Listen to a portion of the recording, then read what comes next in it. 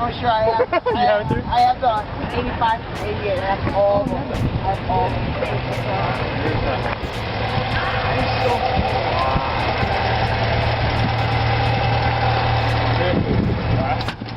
I'm gonna back it in. Back it in the trailer. Oh, okay. Okay?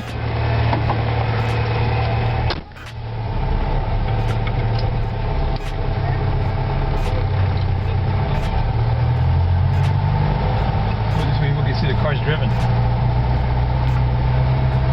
Sounds like a Volkswagen.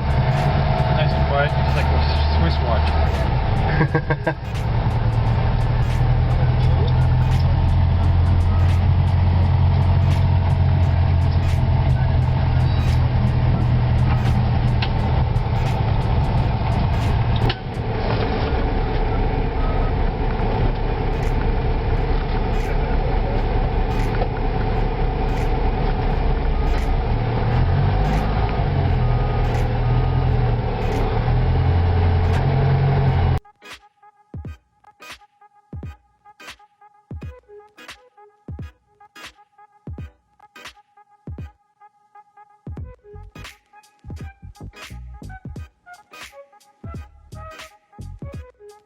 This time on Motor Week 90, we try Toyota's new family minivan. The Previa is unconventional, is obvious at the very first glance.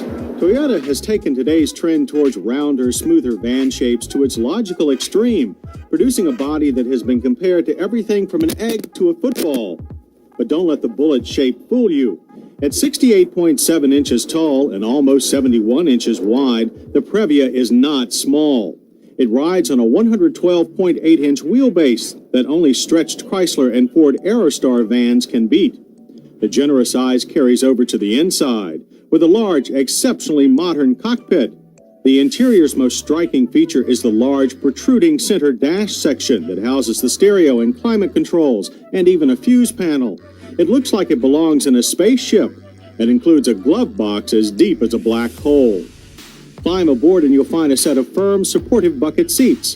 Both our LE's front and optional middle rows of bucket seats are adjustable, and both head and legroom are substantial.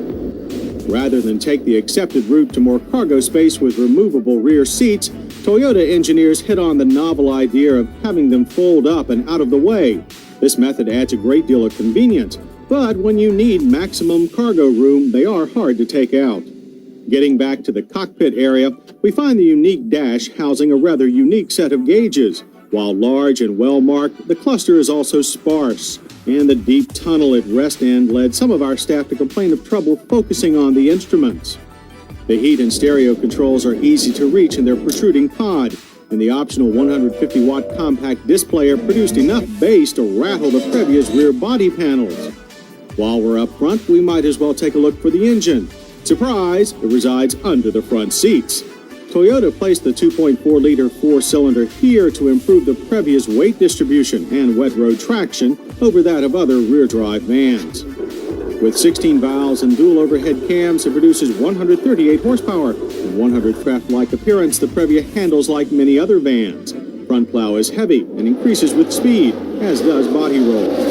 The power-assisted rack and pinion steering is quick for a van, but slows as tire scrub and body roll increase. Emergency maneuvers feel almost lethargic, with the Previa using up all of the available road on its recovery. The brakes on our LE-grade Previa are four-wheel discs that bring it to a stop from 60 and an average distance of 125 feet.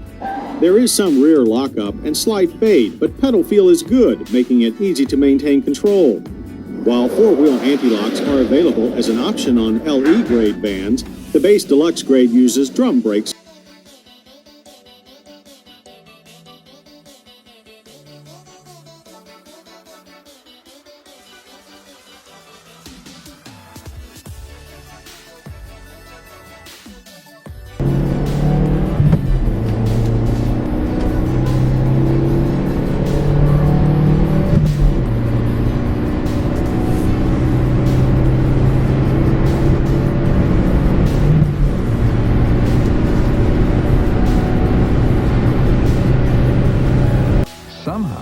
People have gotten the idea the new Toyota Paseo is a wildly exciting, sporty coupe.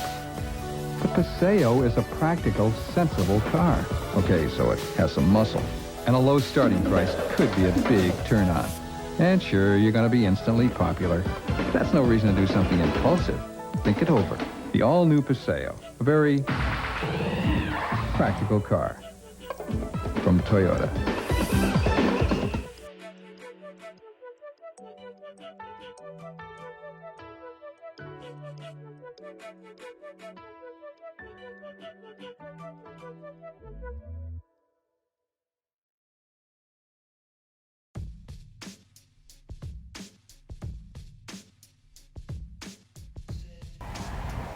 Well, that depends on how you look at the Toyota T100, and which name you use to describe it. It's certainly bigger than a compact pickup, but looks smaller than full-size models like the Ford F-150. And that's no accident. Toyota's research told them that some of their buyers wanted a bigger truck that didn't look so, well, big. So Toyota has kept the T100 as close as possible to a compact truck in appearance while making sure that it can do big work. The most common measure of a pickup truck is how it handles 4x8-foot sheets of building materials.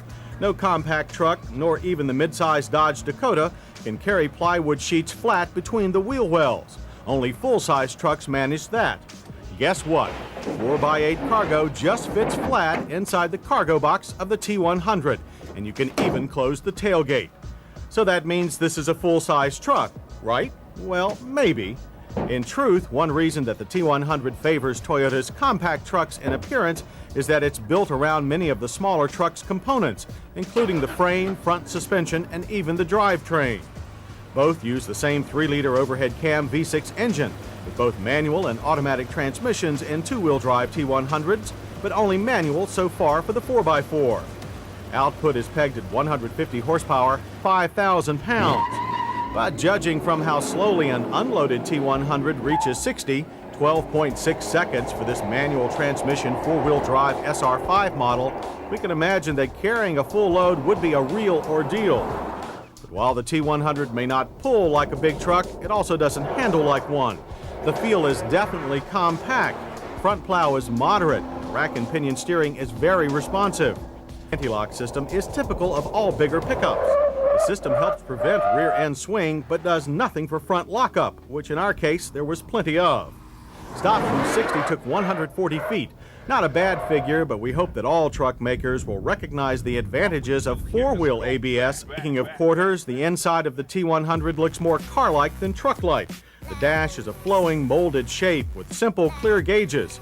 Another measure of a full-size truck is their ability to carry 3 adults in the front seat. You can do it in a T100, but